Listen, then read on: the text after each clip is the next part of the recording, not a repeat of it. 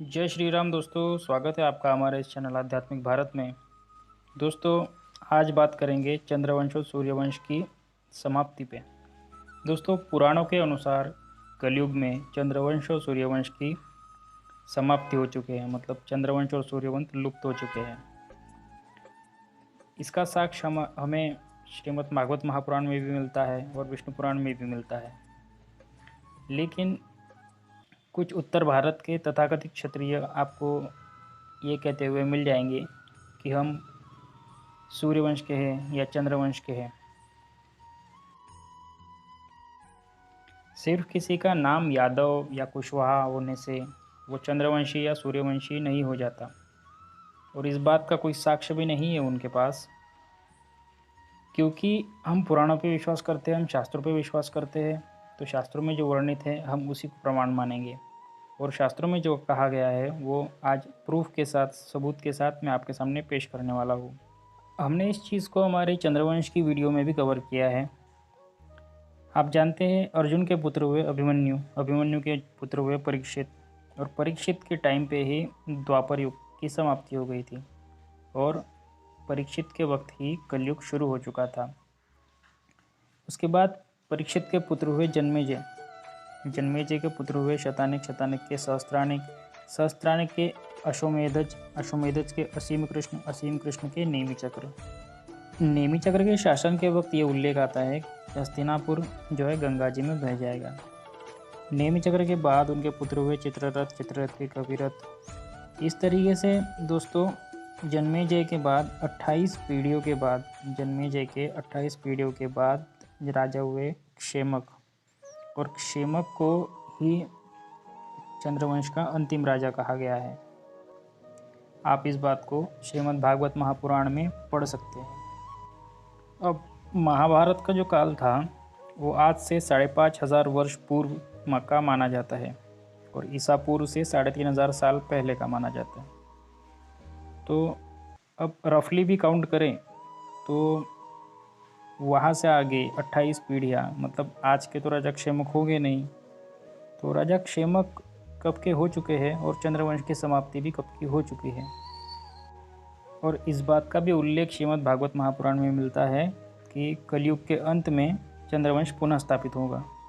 इसी तरीके से दोस्तों सूर्यवंश में भगवान राम के पुत्र कुश के वंश में उनकी 21 पीढ़ियों के बाद राजा मरु हुए। कुश के वंश में 21 पीढ़ियों के बाद राजा मरु हुए, जिनके बारे में ये कहा जाता है श्रीमद् भागवत महापुराण में कि वो योग साधन में सिद्धि प्राप्त कर चुके हैं वो, और अभी भी कलापग्राम नामक गांव में साधना कर रहे हैं। और यही मरु कलयुग में सूर्यवंश नष्ट होने के बाद कलयुग के अंत में फिर से इसे चलाएगा।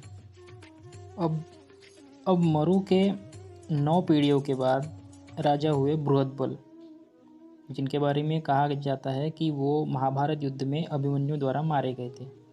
इसका मतलब भगवान राम के पुत्र कुश के बाद 30 पीढ़ियों तक द्वापर युग चला। आप जानते हैं भगवान कृष्ण के बाद, भगवान कृष्ण के 1-2 पीढ़ियों के बाद द्वापर युग समाप्त हो गया था। उसी तरीके से भगवान राम के बाद कुश की पीढ़ी में त्रेता युग समाप्त हो गया था, और वहीं से द्वापर युग आरंभ हो चुका था। कुश के बाद 30 पीढ़ियों तक बृहदबल तक चला, वहाँ पर द्वापर युग समाप्त हो चुका था, और वहाँ से कलयुग प्रारंभ हुआ। अब कलयुग में कहाँ तक सूर्यवंश चला ये भी हम देखते हैं। दोस्तों उल्लेख मिलता है बृहदबल के बाद 21 पीढ़ियों के बाद सुमित्र नाम का राजा होगा, और वही इक्ष्वाकु वंश का अंतिम राजा होगा। सुमित्र के बाद इस कलयुग में इक्ष्वाकु वंश समाप्त हो जाएगा, और कलयुग समाप्ति के पश्चात नोटिस करने लायक मरु, जिस तरीके से चंद्रवंश के लिए ये कहा गया था कि चंद्रवंश की कलयुग में समाप्ति होगी, क्लियर कट शब्द यूज हुआ था चंद्रवंश। उसी तरीके से यहाँ सूर्यवंश तो नहीं कहा गया है, इक्ष्वाकु वंश कहा गया है। इसका मतलब भगवान राम का कोई भी पूर्वज अभी इस धरा पे विद्यमान नहीं है। सूर्यवंश के दूसरे राजा या प्रभु राम के भाइयों के वंशज हो सकते हैं, लेकिन इक्ष्वाकु वंश का कोई भी प्रतिनिधित्व अभी नहीं करता। दोस्तों देवापी के बारे में श्रीमद् भागवत महापुराण में लिखा है कि देवापी अभी भी साधनारत है, और कलयुग के अंत में कल्कि भगवान की प्रेरणा से वे फिर से चंद्रवंश को प्रारंभ करेंगे। ये श्रीमद् भागवत महापुराण के स्क्रीनशॉट है और आप इसमें पढ़ सकते हैं कि इसमें लिखा है कि देवापी अभी भी कलापग्राम नामक गांव में साधनारत है और चंद्रवंश का नाश हो जाने पर वह सतयुग के प्रारंभ में फिर से उसकी स्थापना करेंगे।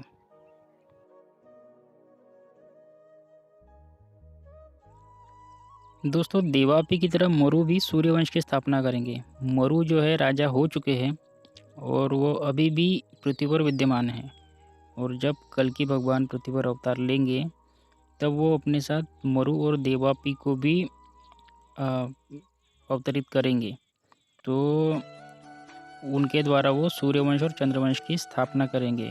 देवापी के द्वारा चंद्रवंश की और मरु के द्वारा सूर्यवंश की। और ये दोनों राजा अभी भी पृथ्वी पर विद्यमान है। ये भागवत महापुराण में लिखा है और कल्कि पुराण में ये लिखा है कि मरु और देवापी नामक 2 राजाओं को भी मैं पृथ्वी पर उत्पन्न करूँगा। हे देवगण, अब तुम शीघ्र ही अपने अपने अंश के सहित भूमंडल पर अवतार धारण करो। दोस्तों, श्रीमद् भागवत महापुराण में ये उल्लेख है कि परीक्षित से लेकर 7वीं पीढ़ी के बाद हस्तिनापुर गंगा जी में बह जाएगा। तो जो लोग ये कहते हैं दोस्तों कि दिल्ली ही हस्तिनापुर था, उनकी बातों में उतना तथ्य रह नहीं जाता, क्योंकि दिल्ली जो है यमुना के किनारे है। आप जानते हैं यमुना नदी कुरुक्षेत्र, करनाल, पानीपत से होते हुए दिल्ली तक आती है। और जो हस्तिनापुर है वो उल्लेख के अनुसार गंगा नदी के पास होना चाहिए, तो वो मेरठ के भी पार होना चाहिए गंगा नदी से सटकर, जहां आपको मैप में दिखाया जाता है। श्रीमद् भागवत महापुराण में ये भी उल्लेख है दोस्तों कि ये वंश राजा क्षेमक के साथ समाप्त हो जाएगा कलयुग में। इसी तरह से सूर्य वंश भी कलयुग में समाप्त होने का श्रीमद् भागवत महापुराण में उल्लेख है। और बाद में ये दोनों वंश मरु और देवापी के द्वारा स्थापित किए जाएंगे, ये भी उल्लेख है। तो जो लोग ये कहते हैं दोस्तों कि हम श्री कृष्ण के वंशज हैं या सूर्यवंश के हैं, तो उनकी बातों में उतना तथ्य रह नहीं जाता है, क्योंकि चंद्रवंश कहा गया है। ययाति वंश या यदुवंश या सातवत वंश या वृष्णि वंश ऐसा नहीं कहा गया है, चंद्रवंश कहा गया है सीधे सीधे। तो इससे सिद्ध होता है दोस्तों कि चंद्रवंशी कोई है नहीं अभी।